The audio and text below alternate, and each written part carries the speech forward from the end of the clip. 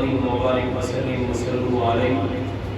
الصلاة والسلام عليك يا سيدي يا رسول الله الصلاة والسلام عليك يا سيدي يا حبيب الله الصلاة والسلام عليك يا سيدي يا رحمة للعالمين وعلى آلك وأصحابك يا سيدي يا مكين قلوب المؤمنين. حمد و صلاۃ کے بعد یہ ہے کہ والد الکرام دوستوں بزرگوں اور نوجوان ساتھیوں، اللہ رب العزت کا کروڑہا احسان ہے جس مالک نے اپنی عطا کردہ توفیق سے ہم سب کو نماز جمعہ پڑھنے کی سعادت عطا فرمائی۔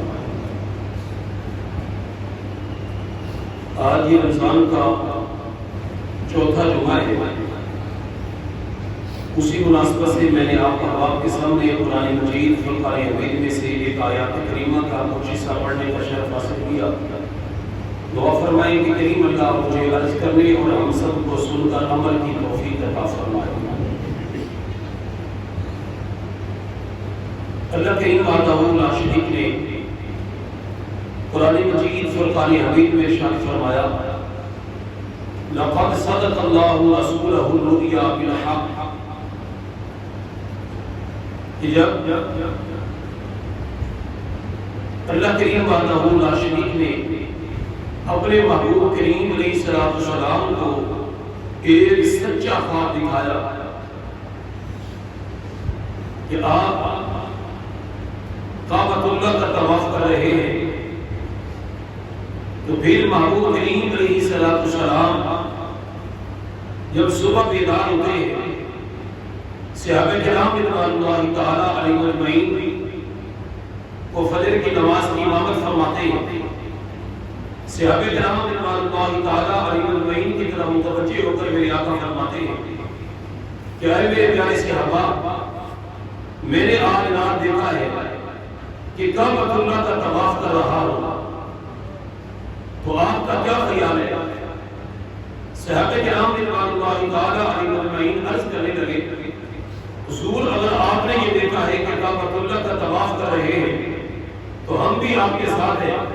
آپ کعبۃ اللہ کا طواف کریں اور ہم بھی آپ کی صحبت اور معیت میں کعبۃ اللہ کا طواف نہیں کرنا چاہتے ہیں۔ شیخ ادا یہ میرے مصطفیٰ کریم علیہ السلام کا خواب کیونکہ سچا تھا۔ اللہ خود فرماتا ہے لقد صدق اللہ رسولہ الرؤیا بالحق، کہ اللہ نے اپنے محبوب کو سچا خواب دکھایا۔ جب صحابہ کرام رضوان اللہ تعالی علیہم اجمعین میرے محبوب کریم علیہ السلام کے ساتھ کعبۃ اللہ کا طواف کرنے کے لیے تیار ہو گئے، کثیر ساری تعداد تھی، تو محبوب کریم علیہ السلام اس لشکر کے امیر تھے، سب صحابہ کو لے کر جب آقا کریم علیہ السلام حدیبیہ کے مقام پر پہنچے تو کافروں نے دیکھا کہ آقا کریم علیہ السلام کثیر سارے صحابہ کے ساتھ یہ کعبۃ اللہ میں داخل ہونا چاہتے ہیں، ممکن ہے کہ کعبۃ اللہ پر حملہ کر کے اور ہم کے ہمارے ہاتھوں سے کعبۃ اللہ کو چھین لیں۔ تو ان لوگوں نے بھی تیاریاں کرنا شروع کر دی اور آقا کریم علیہ السلام کو روک دیا گیا کہ آپ کعبۃ اللہ کا طواف نہیں کر سکتے۔ جب میرے محبوب کریم علیہ السلام نے یہ ان کا منظر دیکھا کہ لوگوں نے آقا کریم علیہ السلام کے لشکر کو روکنے کی بھرپور تیاری کر لی ہے، تو اس وقت آقا کریم علیہ السلام نے حضرت سیدنا عثمان غنی رضی اللہ تعالیٰ عنہ کو بھیجا،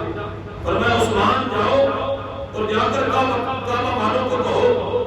کعبہ کے رہنے والوں کو کہو کہ ہم یہاں پر آئے ہیں صرف طواف کرنے کے لیے، عمرہ کرنے کے لیے،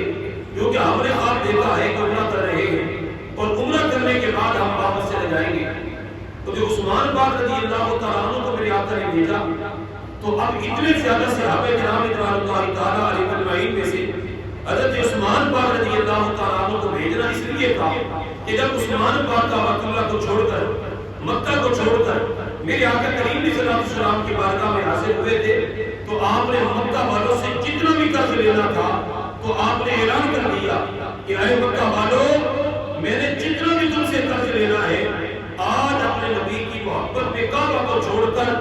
آج مدینہ شریف کی طرف جا رہا ہوں، اور جس نبی کا کلمہ پڑھ کر میں محبوب کی صحبت اختیار کرنے کے لیے جا رہا ہوں نا، اس نبی کی محبت میں سارے کا سارا قرض بھی تمہیں معاف کر کے جا رہا ہوں۔ ایک نبی کی محبت اتنی تھی کہ جتنا بھی آپ نے قرضہ لینا تھا وہ محبوب کی محبت میں سارے کا سارا قرضہ معاف کر دیا۔ جب قرضہ معاف کر دیا تو لوگوں پر حضرت عثمان پاک رضی اللہ تعالیٰ عنہ کا احسان تھا، اس احسان کی وجہ سے میرے آقا کریم صلی اللہ علیہ وسلم نے ان کو بھیجا اور میں عثمان جائیے اور جا کر مکہ والوں کو کہو کہ ہم اب طواف کرنے کے لیے آئے ہیں، جنگ کرنے کے لیے نہیں آئے۔ لیکن ان لوگوں نے اس بات کو نہیں مانا۔ حضرت عثمان پاک رضی اللہ تعالیٰ عنہ سے کہنے لگے عثمان آپ کا ہمارے اوپر احسان ضرور ہے، ہم آپ کے احسان مند ہیں، آپ نے ہمارے اوپر بہت بڑا احسان کیا ہے، لیکن آپ کعبۃ اللہ کا ایک مرتبہ طواف کرنا چاہے، 2 مرتبہ طواف کرنا چاہے، ہزاروں مرتبہ طواف کرنا چاہے تو آج عثمان آپ کو اجازت ہے، لیکن ہم آپ کے نبی کو اور آپ کے نبی کے غلاموں کو طواف کرنے کے لیے بالکل اجازت نہیں دیتے۔ اب یہاں پر دیکھیے عثمان پاک رضی اللہ تعالیٰ عنہ نے کیا جواب دیا ہے۔ عثمان پاک کی محبت اتنا تھی، اتنی زیادہ محبت میرے آقا کریم صلی اللہ علیہ وسلم کے ساتھ فرمانے والے تھے کہ آپ نے جب یہ بات سنی، جب یہ جملہ سنا کہ عثمان آپ 1000 مرتبہ طواف کر لیں، ہم آپ کو طواف کرنے کی اجازت دیتے ہیں، لیکن آپ کے نبی کو اجازت نہیں ہے، آپ کے نبی کے غلاموں کو اجازت نہیں ہے۔ تو عثمان پاک رضی اللہ تعالیٰ عنہ نے آگے جواب دیا کہ اے مکہ والو، اس طواف کو ہم نے کیا کرنا ہے کہ جس طواف کے اندر میرے مصطفیٰ ہمارے ساتھ نہ ہو اور ہم اپنے محبوب کے بغیر طواف کریں، وہ طواف بھی ہمارا ناقص ہے۔ جو ہم اپنے محبوب کے علاوہ طواف کریں گے نا، فرمایا وہ طواف ہمارا نامکمل ہے۔ ہم طواف تب کریں گے جب میرے آقا ہمارے ساتھ موجود ہوں گے۔ ہم کعبۃ اللہ کا طواف نہیں کرتے۔ اب محبت دیکھو کتنی تھی۔ آج کچھ احباب تو یہ بھی کہہ دیتے ہیں کہ جناب مدینہ میں آپ نے کیا کرنے جانا ہے، جو کچھ ہے وہ مکہ میں ہے، جو کچھ ہے وہ مکہ میں کر لیا جائے، مکہ رب کا گھر ہے، رب کو یاد کر لیا جائے، مدینے میں جانے کا فائدہ نہیں ہے۔ اور میرے محبوب کے صحابہ نے میرے محبوب کی زندگی کے اندر بتا دیا تھا، فرمایا طواف بے شک کعبۃ اللہ کا کرنا ہے، لیکن ہمارے اندر ہمارے گھروں میں جب تک میرے محبوب نہ ہو تو ہمارا پھر کعبۃ اللہ کا طواف بھی رب کی بارگاہ میں مقبول نہیں ہوتا۔ کعبۃ اللہ کا طواف مقبول تب ہوتا ہے جب میرے محبوب جلوہ فروز ہوتے ہیں۔ حضرت سیدنا فاروق اعظم رضی اللہ تعالیٰ عنہ محبوب کریم صلی اللہ علیہ وسلم کے پیارے غلام خلیفہ دو میں، اور وہ حضرت سیدنا فاروق اعظم رضی اللہ تعالیٰ عنہ ہے جن کے بارے میں آپ جو میرے نبی نے فرمایا کہ اگر میرے بعد کوئی نبی ہوتا تو عمر بن خطاب ہی نبی ہوتے، لیکن کیونکہ اللہ نے نبوت کا معاملہ ختم کر دیا ہے، اب نبوت کا معاملہ بالکل ختم ہو چکا۔ اگر نبوت کا معاملہ ہوتا تو میرے بعد عمر نبی ہوتا۔ عمر کا اتنا مقام ہے، اتنی شان ہے عمر کی کہ جس راستے پر عمر جا رہا ہو تو اس راستے کو شیطان بھی چھوڑ دیتا ہے کہ عمر ہے۔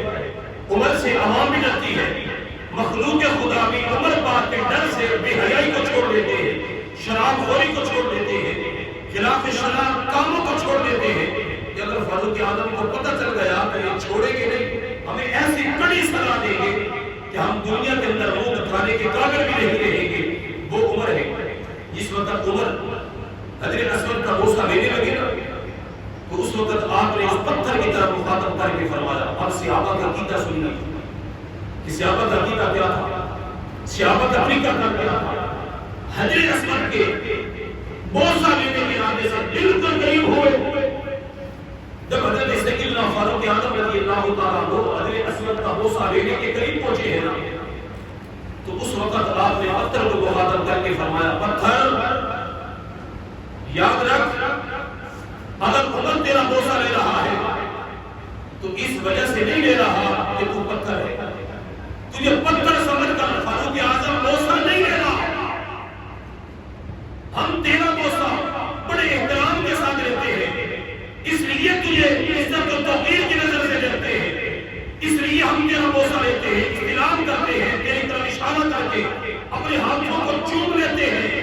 اس کی وجہ صرف یہ نہیں کہ تو پتھر ہے، اس کی وجہ صرف یہ ہے تجھے میرے مصطفیٰ نے چوما تھا، اور محبوب کے چومنے کی وجہ سے قیامت تک حضور کے غلام چومتے رہیں گے۔ حالانکہ ہر بندہ جانتا ہے، ہر مرتبہ فکر کا ہر بندہ جانتا ہے یہ پتھر ہے، کیوں پتھر کو چوما جا رہا ہے؟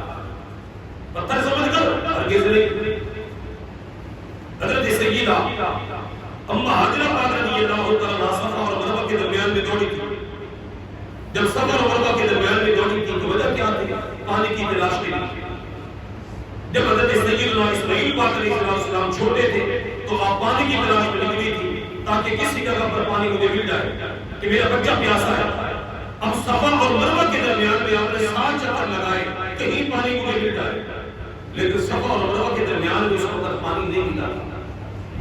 جب پانی بھی نہیں ملا تھا 7 چکر لگائے گئے۔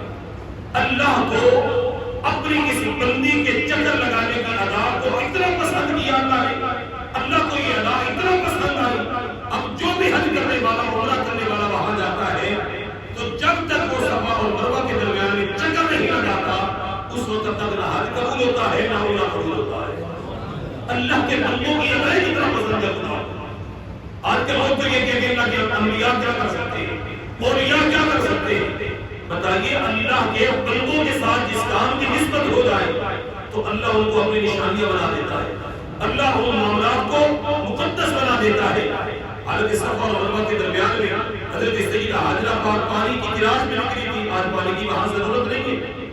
لیکن آج ہر حاجی کے لیے اور عمرہ کرنے والے کے لیے چکر لگانا وہاں ضروری ہے۔ کیوں؟ اللہ کی بندی کے ایک نبی کی بیوی کی ادا اللہ کو اتنا پسند آ گئی کہ کریم اللہ نے قیامت تک کے لیے، کریم آقا نے قیامت تک کے لیے ہر مومن پر، ہر طواف کرنے والے پر، عمرہ اور حج کرنے والے پر یہ لازم قرار دے دیا ہے، کیونکہ جو اللہ کے نیک بندوں کی ادائیں ہوتی ہیں نا وہ بھی اللہ کو مقبول ہوا کرتی ہیں۔ صفا اور مروہ کے درمیان میں ویسے لازمی قرار دے دی گئی۔ اب ادھر دیکھیے